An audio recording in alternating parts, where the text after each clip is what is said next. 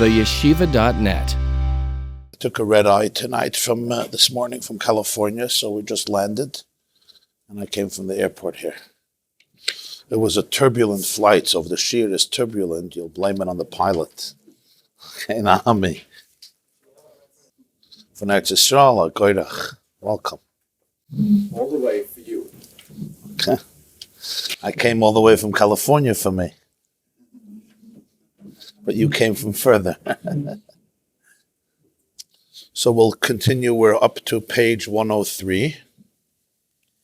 The second paragraph, the middle of the second paragraph. Nun Beis, column 2. On top it says Shmois. Nun Beis, column 2, page 103, in the middle of the second paragraph. The line starts Mitohu. 1, 2, 3, 4, 5, 6, 7, 8. 9 lines from the beginning of the paragraph. The paragraph says Vehine, as the line starts Mitohu. I'm just going to read a little bit inside, and then we'll Be'ezer Hashem try to explain some of it. This Maim here, he's just exploring Moshe Rabbeinu's initial exchange with Hashem, when Hashem appoints him to become the leader of the Jewish people and liberate them from Egypt, and he says, I'm not a man of words. Not yesterday, not the day before, not from the day that you addressed me, from the day that you spoke to me. I'm kvad peh and I'm kvad lashon. I have a heavy tongue and a heavy mouth. It's difficult for me to speak. Hashem's answer is, who created a mouth for a person? Who allowed a person to speak? Who allowed a person to see? Or the opposite, not to see? Who allowed a person to, who causes a person to be deaf or to be mute or to be able to speak? It's all me. I'll be with your mouth. And from there he went in, he asked how are you supposed to understand this exchange? The exchange seems difficult, as though like Hashem had to teach him that he created the world and he created a mouth. And the main thing he doesn't even tell him, I'll heal the impediment. So he starts off the whole idea of Kabbalah, Sefer HaTmuna, that this is not the first universe. There was a previous universe. And here there's the argument. Some of Kabbalah believe it meant physical, but Arizal, who's considered the Pesach Achara and the greatest Pesach in Kabbalah, says that it was a spiritual universe, and it's called the world of Tohu, and it's also called the first Shemitah. And this transplants from the first Shemitah into this universe. And 2 that he mentions are Moshe and Chanoich. To understand this, he went off on a long discussion of Tohu versus Tikkun, the 2 worlds, Igulim versus Yosha, Oiris versus Kalim, at length. And now he's back to Moshe Rabbeinu, discussing his speech impediment. Yeah. So let's read a few lines. V'zeu sha'amar, this is what Moshe meant, ki chvad peh, chvad lashon anochi. My tongue is heavy, my mouth is heavy, my tongue is heavy. Meaning I have an impediment, I have a difficulty in communicating. What he meant was, shesharshe mitohu, that the shorish, the root of his soul, comes from the universe which we call Tohu. Shesham hayu ha'oros gedolim. Over there, the lights, the energies were grand, were awesome, were huge. And they couldn't enclose themselves into vessels, into receptacles, channels that we call kalim, structured receptacles. Where's Moshe saying this? He just said that he can't speak. Where do you see a Maisa with Tohu and Oiris and Kalim? He says, because that's the Teichen, that's the depth of what he means, that his mouth has a challenge communicating.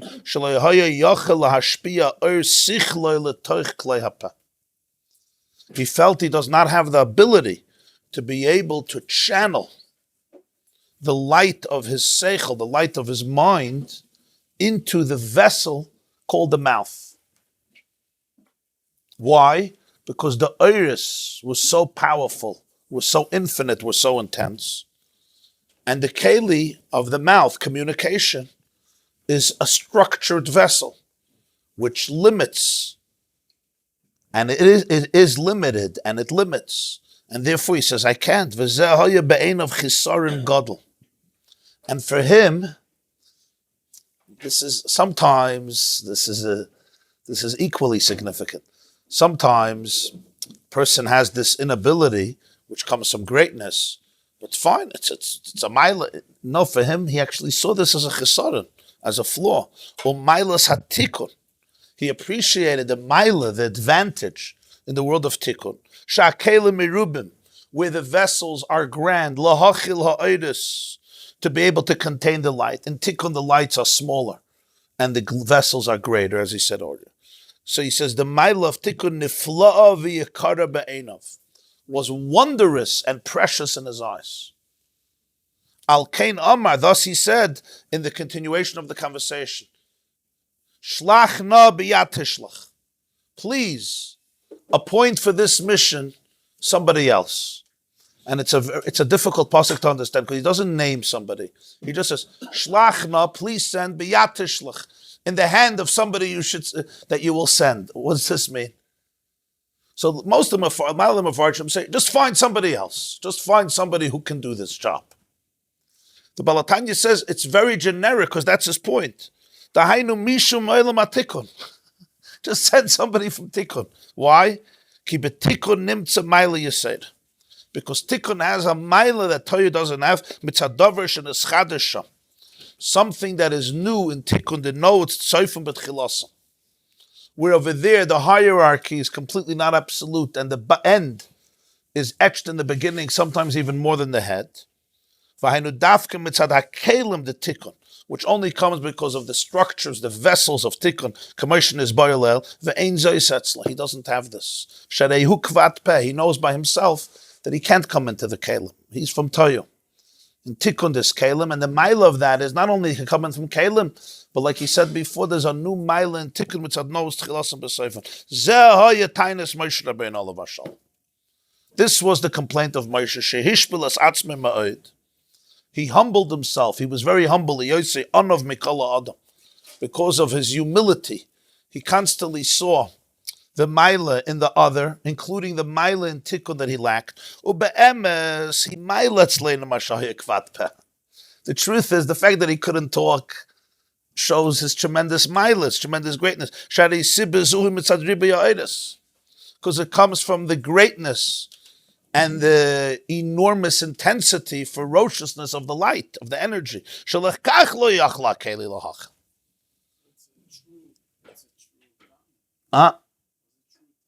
Yeah, it was a very true taina. It was a true taina. Interesting that Moshe had this awareness. Why is it so interesting? Because you would think somebody in Tohu is not familiar with the concept of right needing the kelim. Right. And not only needing the kelim, but the new inyan that happens in Tikkun because of the kelim. The notes tchilason, yeah. It's not the keli couldn't contain it, because it begins with the fact that the keli is damaged. That's the external perspective. The real perspective is because the oid is too big for the keli. But Mela, everybody says the keli is damaged.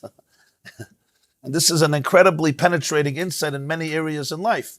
You see a damaged keli, it's not a damage. The oid is too big. Of course the keli is damaged. It can't fulfill its role. So it becomes damaged. That's why I said last year, it's not a contradiction to different medrashim or mafarshim who explain that Moshe had a physical speech impediment. The question is how you explain the physical speech impediment. Sometimes there's a physical reality, a physiological phenomenon in a body. If you only have the glasses of Gashmias, that's all you'll see. That's it. If you have a deeper vision, it doesn't change the fact that there is a physical impediment. But the question is, what's the ultimate source of the physical impediment? Today, there's a lot of, in the world of medicine, a lot of research about the intricate relationship between the state of the mind and the state of the body.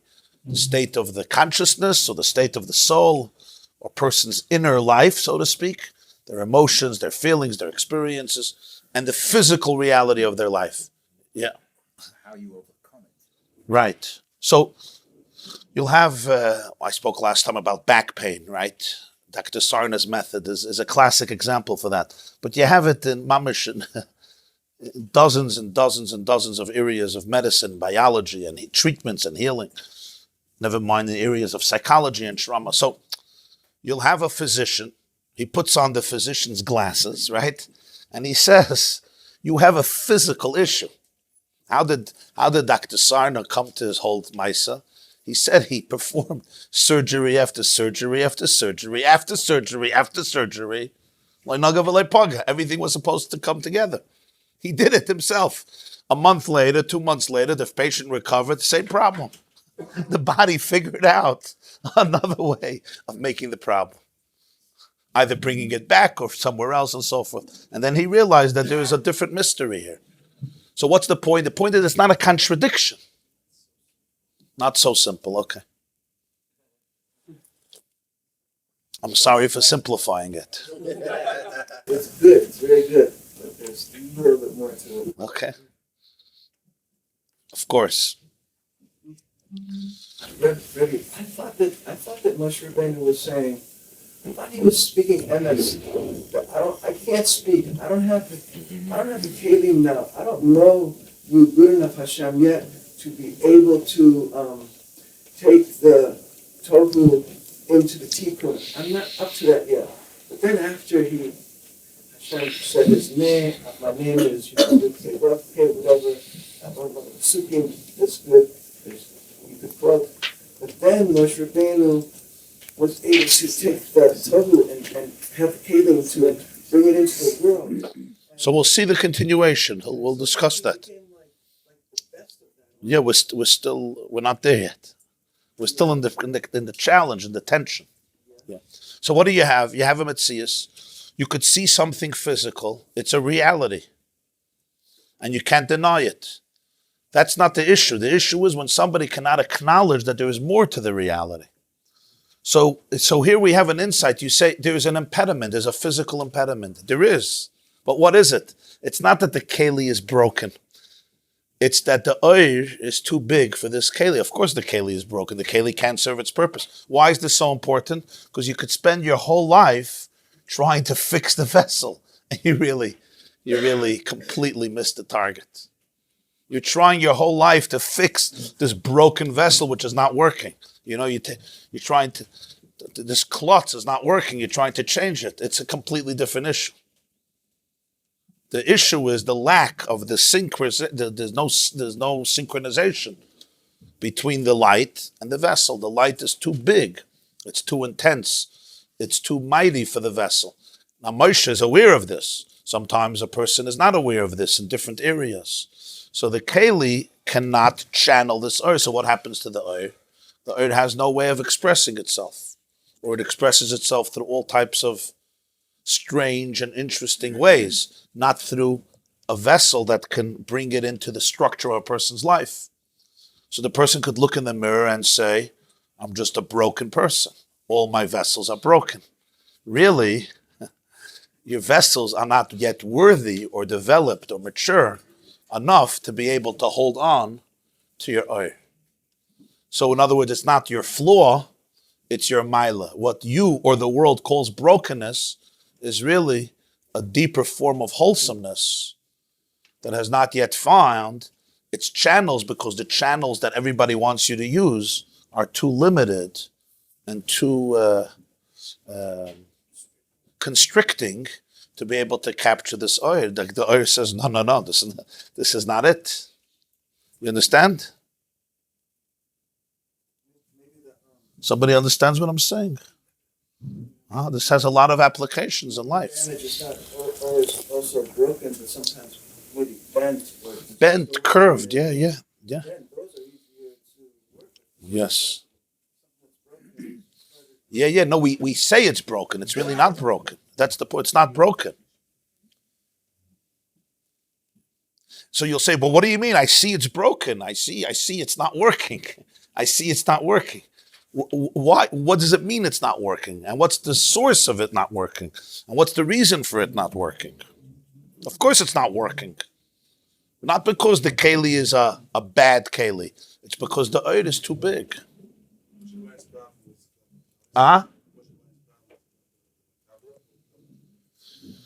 the oil coming into Kalim. So that's what he says. Be'emesi maila tzleinu mashaya kvat pesher asibah zum tzadriba yoyshel lekach leyach laklila hachel mashenkin betikun hu miyut ha'oiris v'riba Kalim. Of course, in Tikkun there's Kalim for everything. The oil is very diminished, and the Kali is grand.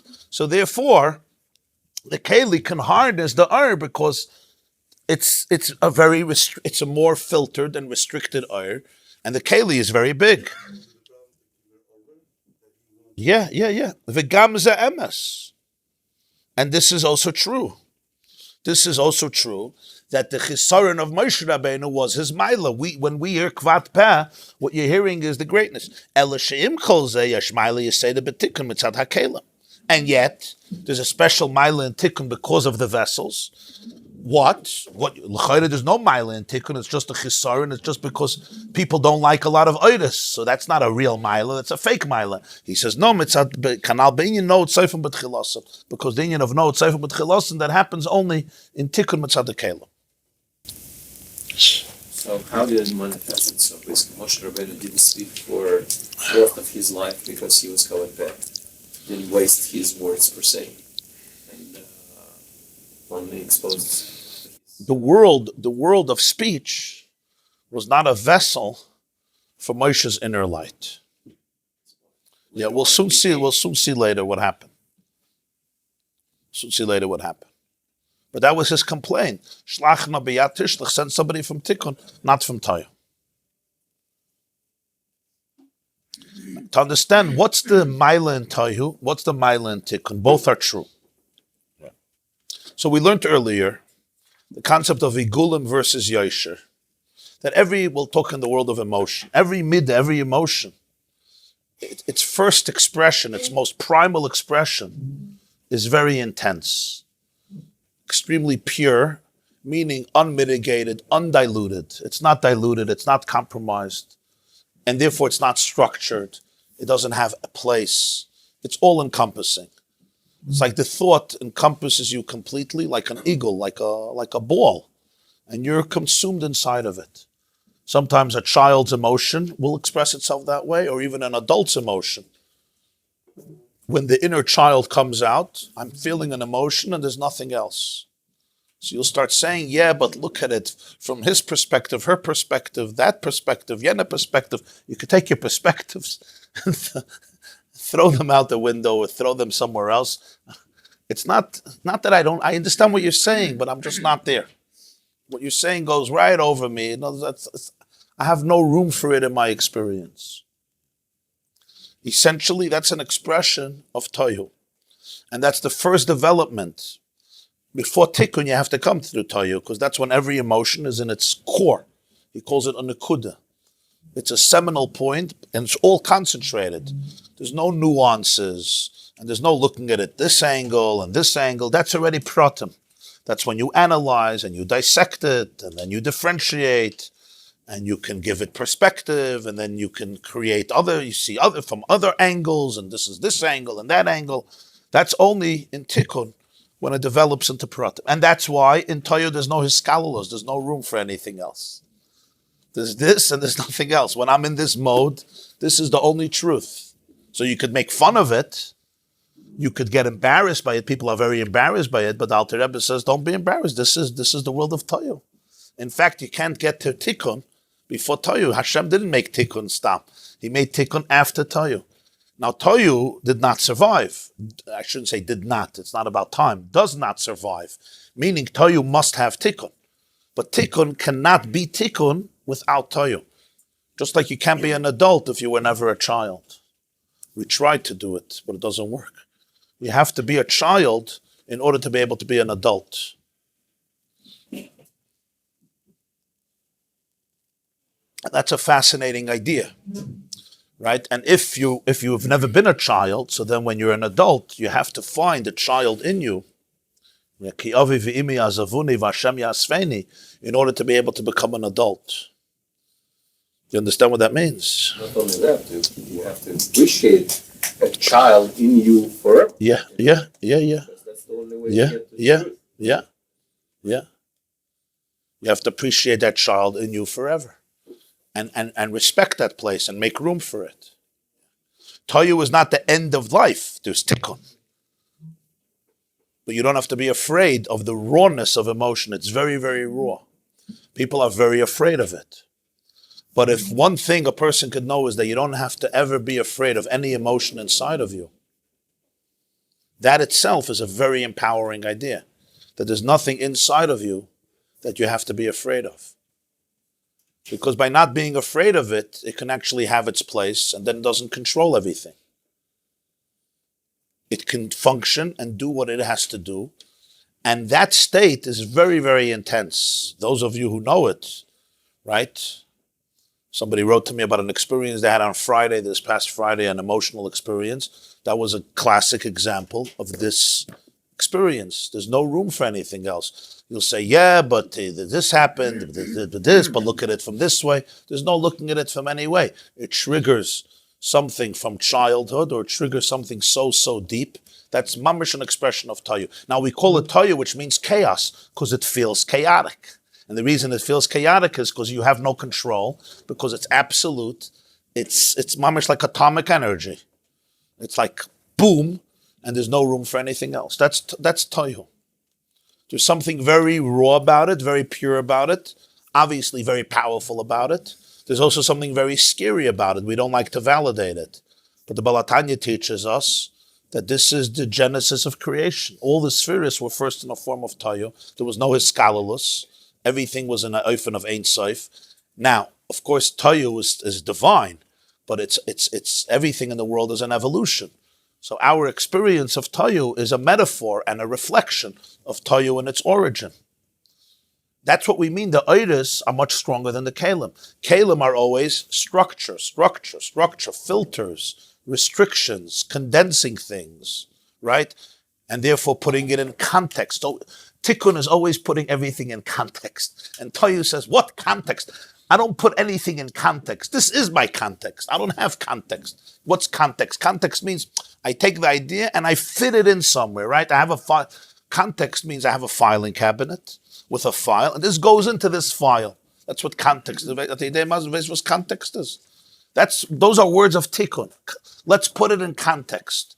I don't put anything in context. This is the beginning, the middle, the end of my context. It's an eagle. It's one big circle. There's no beginning, there's no middle, and there's no end. I have no context. No comparing. There's nothing to compare it to. It's it. There are a lot of people that live like that. I know. Look in their rooms. Yes. It looks like Tohu completely. Yeah. Now, if you talk in Ein Sof, if you talk in godliness, every midah is in its pure form energy, so it's infinite, and it maintains that this is the truth. Why should I limit myself just because you can't deal with truth? Why do we force ourselves to limit our emotions and quarantine them and repress them? Because we're afraid. We're afraid of the backlash. We're afraid of the feedback. And Tohu says, I have nothing to fear. You got nothing to fear but fear. This is truth, and this is it. That's how it is over there. And therefore, there's no beginning of it. There's no middle of it. There's no end. It's like an endless circle. The beginning is the end is the middle. It does not stop. It's all-encompassing. Unlike Yosher, which is very different. It's like a straight line. There's a beginning, there's a middle, there's an end, there's sequence, there's structure, there's limit. It doesn't encompass you completely. What's the Maila of Tikkun? We understand the Maila of Tikkun. We understand the Maila of Tohu is the Ur. The Maila of Tikkun is the Keli. Cooperation, coexistence, listening to somebody else, understanding another position, creating room for another perspective, dealing with the conflicting emotions within yourself as well. You're not just one-dimensional. You're many-dimensional, right? Creating space for all of that. And therefore the Ur has to be limited and go into Kalim. That's the Maila of Kalim. L'cha'oire, it seems that all of Kalim is a compromise in order to create what we call really politics. Politics, I don't mean politics in the negative expression of it, but politics, if you look for the definition, what's politics? Politics is the art of governing when you have different people with different interests, and you have to have them live in the same boat or in the same country. So this is called the political science. What's the best way of doing it? And it's always about compromise in one way or another. There's no, that's its definition. And for that it means that there's nothing could be too extreme and too absolute. Now we in our society and culture, for very good reason, we celebrate balance. We admire balanced people. We'll say, he's a balanced person, she's a balanced person, right? Everything is balanced, centered. You're not extreme. Yeah? Even your convictions are balanced. Because extremism and fundamentalism are seen as dangerous, raging fires. We love fires, but only if there's a fireplace and there's rocks around it, right? And it's controlled, and then you sit by the fire. But we all know what a raging fire looks like, or the opposite, a raging tsunami. We love the water, we love the lakes, we love the oceans, as long as as long as there's a limit. When it's raging, it becomes very, very dangerous. Why? Because it threatens to overtake others. So within ourselves also, we appreciate and we admire the balance, the structure. That's what's so scary about Tohu. Tohu is a very, very scary place within ourselves. It's even hard to validate it. It's almost like you have to be embarrassed by it. But that's the big chiddush here, that Tikkun could only come after Tohu. Because if Tikkun doesn't come after Tohu, if Tikkun replaces the experience of Tohu, then there's something in the oir that is very, very, that is starving to come out, and it's just the only message we have to it is, you're a lie. No, you're not a lie. You are the middah in its pure form. You're not a lie, and over there, there's no room for anything else. That's true. That's that paradigm. Yeah. So at this point, if the Maimon would stop here, you would say, okay, I got it. You want to be normal? Yeah. You can't live in that world. You have to live in the world of, it's called Alma de Shikra. It's called, some people call it lying, some people call it diplomacy, some people call it politics, some people call it negotiation, some people say, calm down, grow up. Yeah? Is Moshes incident with Egyptian when he kills him is a pure expression of Torah? Perhaps. But this is what Alter Rebbe is mechadish brings out a new vort. It's not just Tikkun it's like a compromise we make because we have to live together on the same shipwreck, or on the same island, or in the same boat. So what are we going to do? We'll fight? We're opposites. Of course we're opposites. Make it work. You be quiet half the day and I'll be quiet half the day.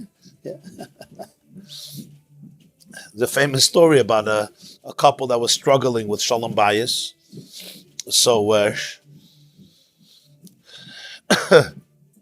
so he said he comes home and he says something and his wife is triggered, and for the next 5 hours, just an argument. Fighting here, fighting in. So he came to this great Kabbalist, supposedly. The Kabbalist told him that there's a great segula for this in Kabbalah. What's the segula? The segula is that right before he comes into the door, he should fill up his mouth with a cup of water. Malay lugma, full, and to hold it that way for 45 minutes every night of the week, and that's a tremendous segula for spiritual healing. He did it for a few days and he came back and said, it's unbelievable segula. How does it work? He said, it works because you're quiet. You come home, you don't say anything. So it works. Yeah. So we could. Okay. There was a lady, the lady did the work, and the man was in the house taking care of the house. There was a lady coming home, and that's the way it was. Switched that way. Okay. But the message is the same. Everybody can apply it to the way it should be applied. But there's really a much deeper inyan. And Bekitzer, this is the it's not Tikkun is a compromise. You get the joke first. It's not just Tikkun as a compromise. Tikkun is really It's maturity not only because we have to get along, which is very important, of course, but something new really happens. What's the new thing that really happens? Tohu is very, very truthful, but it's truthful because it's infinite. In other words, it's truthful because every midah says, I'm Ein Sof. Because if I'm the divine, and it is divine, Tohu is a world of godliness. Before Shviras HaKelim, Tohu is much holier than Tikkun. That's why the child is Tohu. The child is holier than the adult. There's something very pure. So how can I create room for you? Creating room for you means that I'm not real. But if I'm divine, I'm real. So if I'm real, there's no room for anything else. Of course I have to be infinite. Those are beautiful words. And that's why Tohu, every midah is infinite. And that's why there was a shvira. Because when a midah is infinite, when the oir is infinite, the keli can't contain it. It breaks. That's called shviras hakelim. The weight is too heavy on the vessel.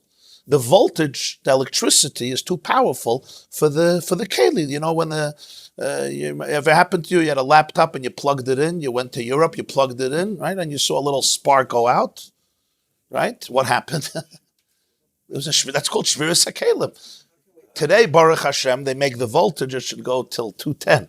So your keli is big enough, but that's what it means. Huh? So you don't need chiyas hames. Very good, very good. So what does Tikkun do? So Tikkun tells the oir, listen, calm down. You want to be Ein Sof, geh vandanent. You want to live in a world of structure, you relax your itis, yeah, you have to have your keli, we don't mind, you can have your structure, but that's it. 7 ounces, I'm good. You want 16 ounces, we can negotiate. You want 29 ounces, okay. You want a gallon, fine. But atka. So l'chayra, all tikkun is apshara. But be'emes, the nakud is that there's another nakud. This is all true, but there's another element. What's the other element?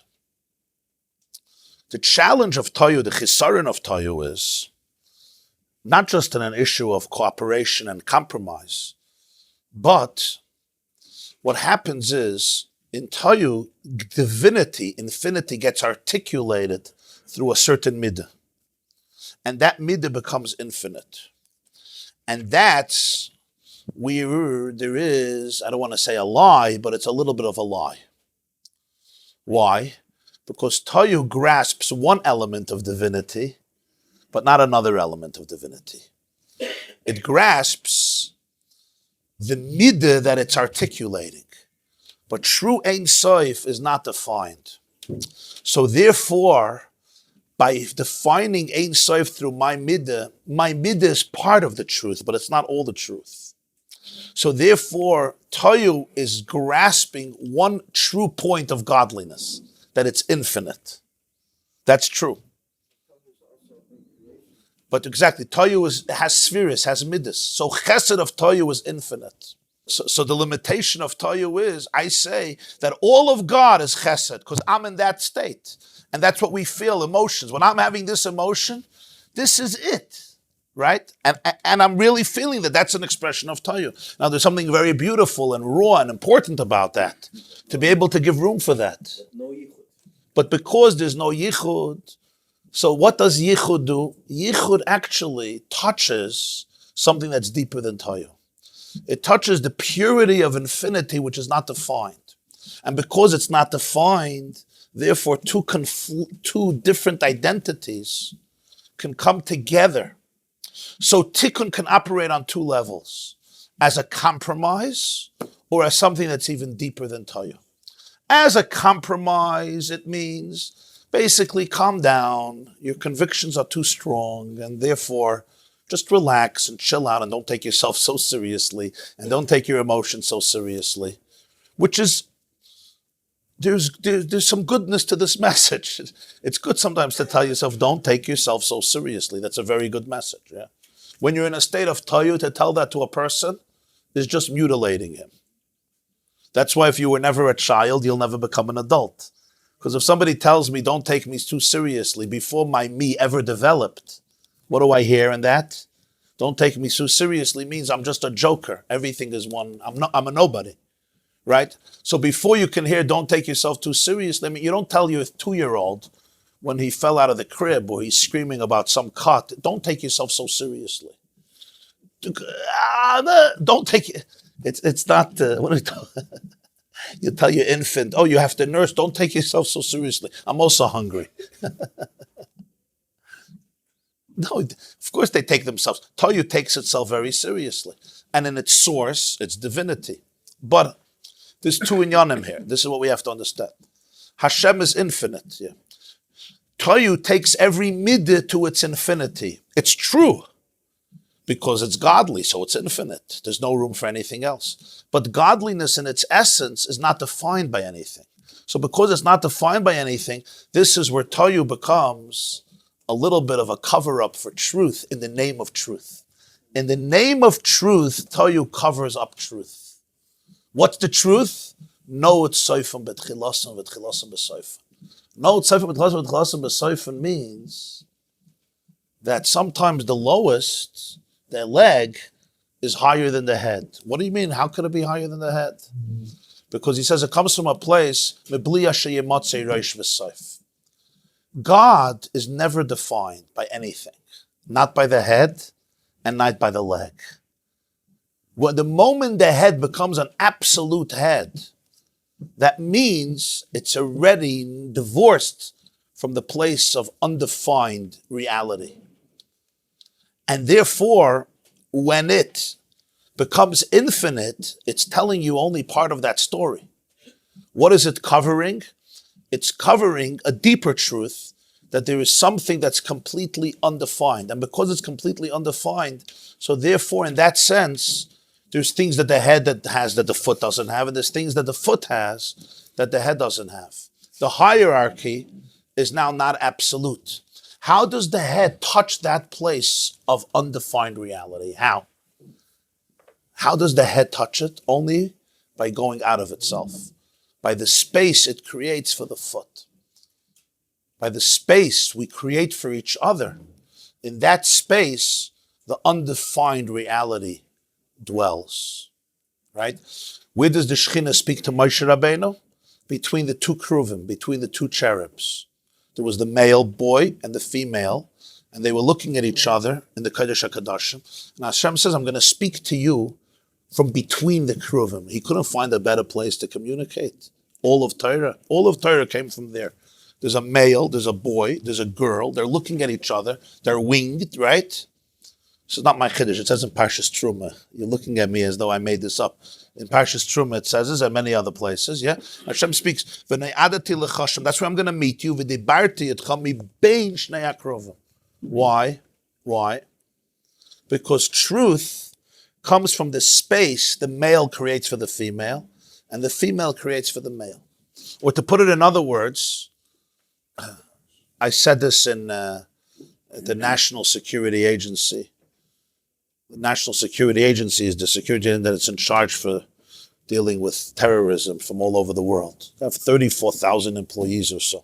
So they had a day they had dedicated to security, but understanding different perspectives. So they had an Islamic professor from Columbia speak, and a Christian professor from Columbia speak, and I represented Judaism, and they had I think an atheist philosopher, 4 people speak.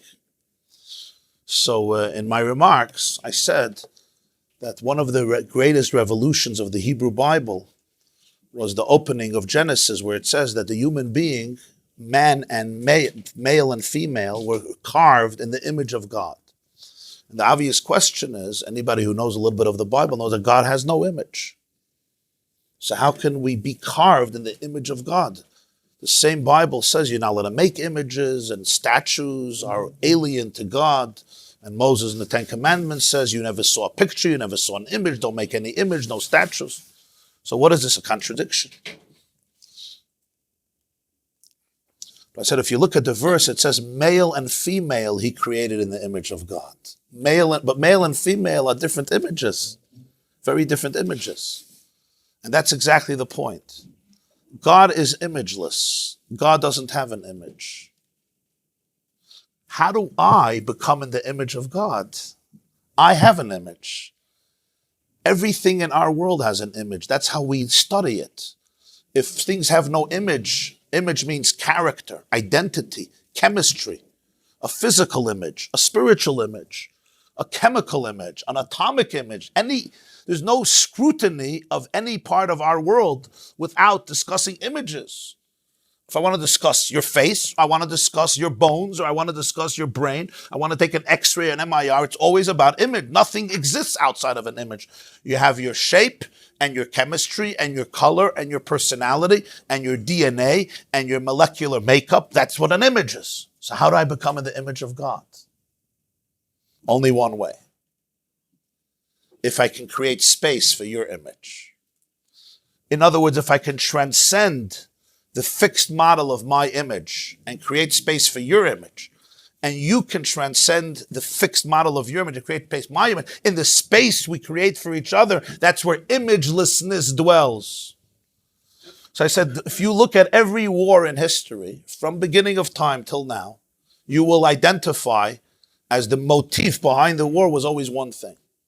And that is, because you're not in my image, you're inferior to me. That's the genesis of every conflict. What does it mean you're not in my image? You're not my race. Yeah? You're not my tribe. You don't live in my territory. You don't believe in the same God like me. You don't share the same values like me. You're not from my family. You're not in my image. You're not Mishaluni, as we say. You're not from Anshe Shlomaini. Right? So therefore, you're inferior to me. And that gives me a right to abuse you or even to kill. Any war, from beginning of time till now, whether it's a territorial conflict or a religious conflict or a racial conflict or any conflict. You are not in my image, and therefore your image is inferior to mine, and it gives me a right to dominate you in one way or another. Came the Bible and said, you may not be in my image, but you're still in God's image. I may not be in your image, but I'm still in God's image. And what type of image is that? It's imageless, which means there's no one image that can say this is God's image. That's the exact point. So how do we, who are all defined by image, connect and align ourselves with imagelessness? Did I just make up a word? No? Okay. I was trying to be imageless by making up a new word, but fine. I'm glad. How do we, people defined by image, align ourselves with imagelessness? I can't. I should cease to be me. I don't have a nature anymore. I have my genes. I have my nature. I have my blood type. I have my Meshugasen. Only one way, and that is, it's called hiskalalus, Tikkun. I create space for an opposite image. So in the space between the male and the female, that's where the divine could be communicated. So Tohu is very true, but in the name of truth, it eclipses a deeper truth. Tikkun, in a way, is very untrue. It's like very balabatish, Tikkun. It's not the emes. It's not right. On the other hand, in its insistence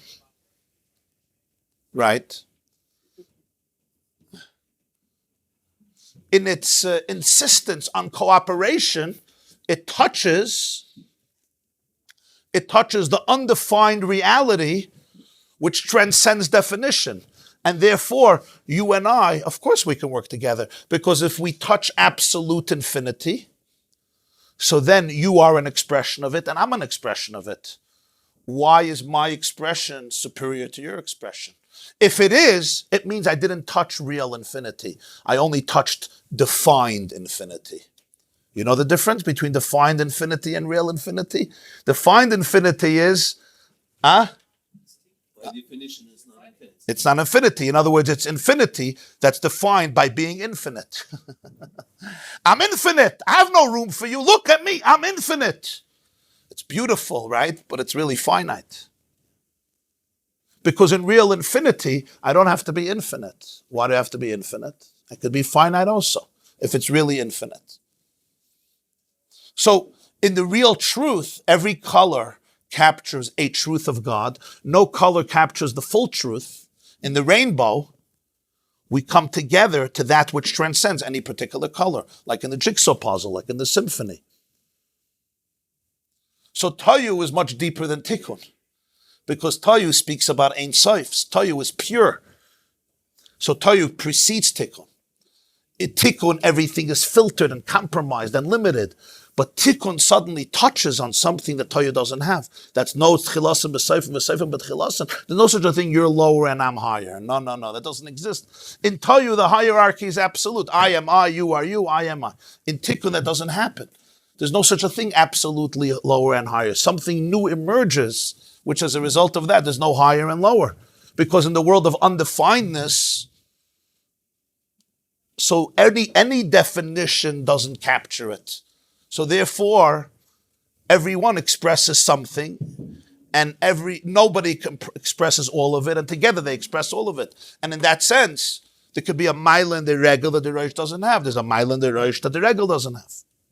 Why does Tikkun have room for something else? Because it touches on the infinite. So, Tohu is infinite form, where the infinite is true and the form is not. yeah. Tikkun is limited on both sides. That's why it makes room for something else now, because it touches on. Oh, so you're right and you're wrong. Meaning, it's true. On one hand, the compromise of Tikkun could just be, right? I'm limited. I don't believe too much in anything, so I create room for you. Yeah, that's where Tikkun is a compromise. L'gabe Tohu, the oil is not so intense. Yeah, that's the chitzonius of Tikkun. The pnimius of Tikkun is, you know Tohu, and you can respect Tohu, and Tikkun comes from a place that's deeper than Tohu. That Tikkun you can't get to without Tohu. The first Tikkun, yeah, you can get to from fear. Just be quiet and shut your mouth, okay? Let other people speak. Okay, you understand? Just repress it. Fill your mouth with water. That Tikkun, you're right, and that's what it can look like. But there's a deeper Tikkun that can only come after Tohu. It's not afraid of Tohu. I'm fine with Tohu. I appreciate full intensity. But now I want to touch something deeper inside of me. What do I want to touch? I want to touch that which is undefined. How do I touch that? Imagelessness. How do I touch that?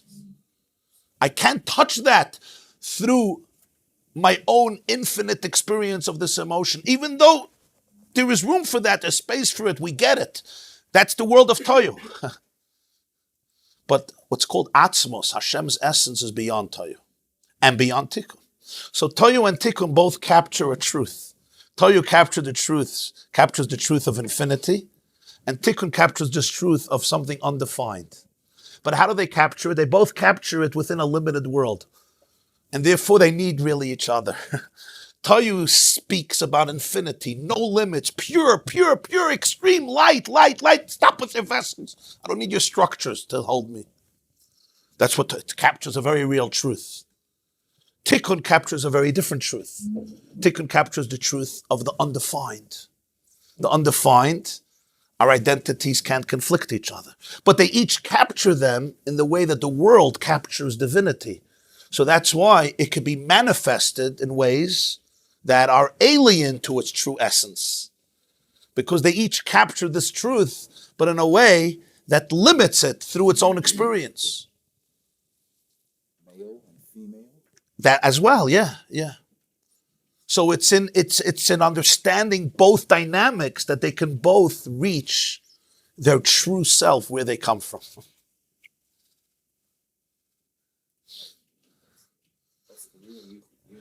You understand this? This is very deep. This is not Shtazei Pashat. Okay, we have to stop here, huh? Okay, we'll continue tomorrow. Being in the image of Hashem means you are imageless. Yes, yeah. Being in the image of Hashem means you're Because imageless. you have male and female, and in order for them to come together. We'll continue with the Gemara now. Yeah, In exactly. the middle, Yeah, which is yeah. neither. Yes. And Moshe knew all this? Apparently Moshe knew all this, yeah. But, so I would ask you, when the first exposure to Hashem by Moshe was at the Sneh. He never sat down in the yeshiva and learned Torah. How did he absorb and have such insight? Maybe because he didn't go to yeshiva. Ask him Avram, he'll explain it to you. Tikkun has 2 dimensions, and one of them has no dimensions at all. Oh, yeah. At least 2, could be 3, yeah. Moshe Rabbeinu didn't stutter anymore. It seems at some point he was healed, yeah. Hast verstanden? I know, I'm sorry. Yeah. No, we have to try harder, yeah. It might not be possible to change it. The subject is very enticing. I gotta say, but I'm saying it's. You're right. You're 100% right. Aber sagt man auf Tikkun, nicht Tohu.